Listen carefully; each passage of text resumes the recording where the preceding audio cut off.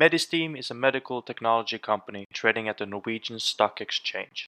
The company enjoys a near monopoly position within transit time flow measurement products, which has led to stable and solid revenue growth, great margins, high return on equity, and great shareholder results.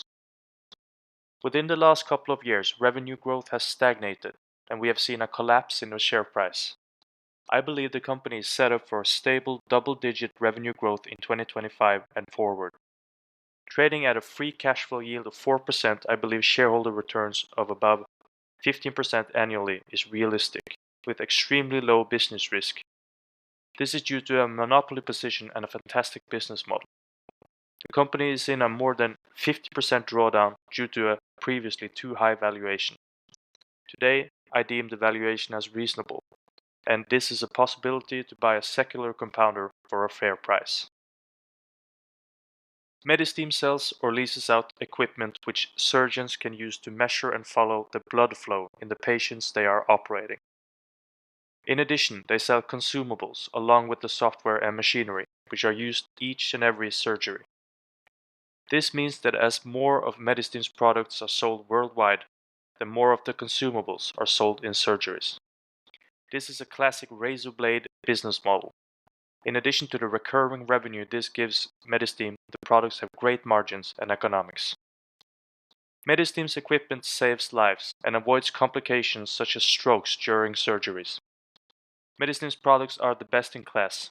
We see that developed markets in the world, such as Western Europe and Japan, uses Medistim's products in most heart bypass surgeries. The more developed the market is, the more they use Medistim's products. We see great growth in North America and more modest growth in developed markets such as Europe.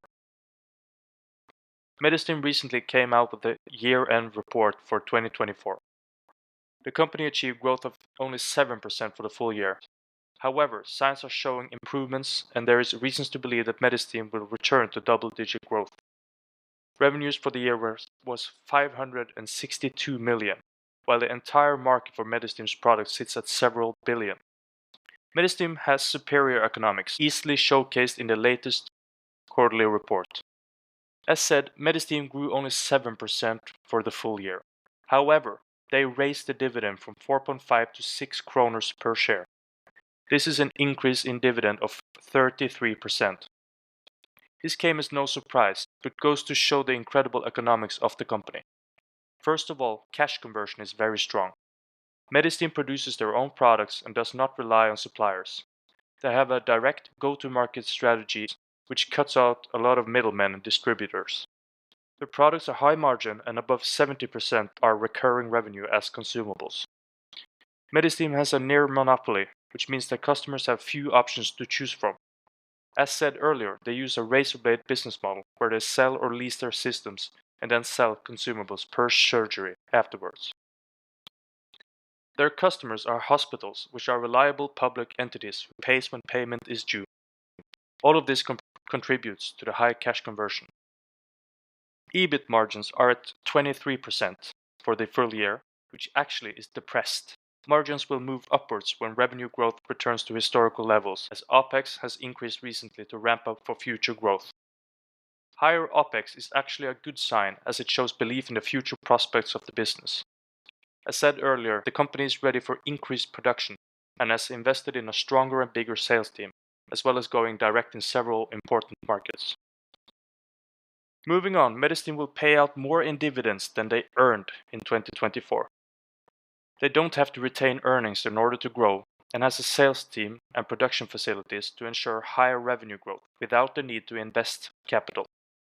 However, the company is innovating and releasing new and exciting products. They are conservative in their accounting and has a great track record of releasing high-value products contributing to shareholder returns. Management has high integrity, however, they do not own a lot of stock. This is mostly due to weak shareholder culture in Norway and is no cause for shareholder concern. The current CEO has been around since 2009 and has delivered strong returns despite low insider ownership. As said, this is a Norwegian cultural phenomenon and should not be seen as a red flag for the stock. Also, management is rewarded bonuses as a result of revenue growth and EBIT margins, which makes sure that management are shareholder aligned. Also, the high integrity and historical results contributes to high belief in management.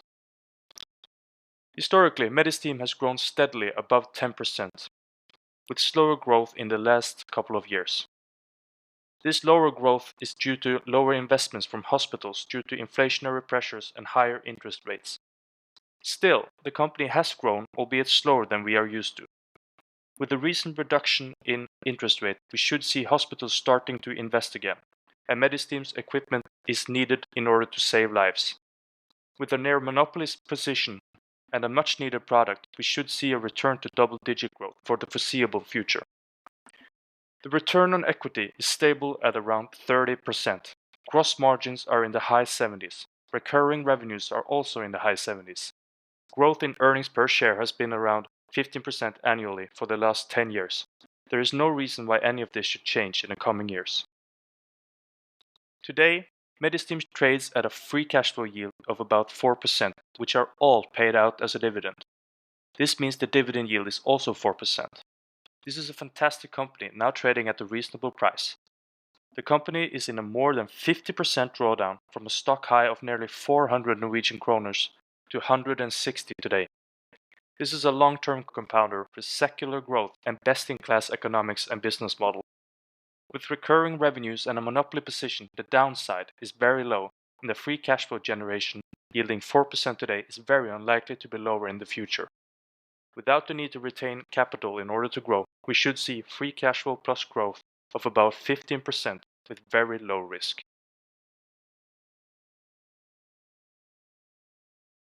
As always, this is not financial advice, just my personal perspective on a great company.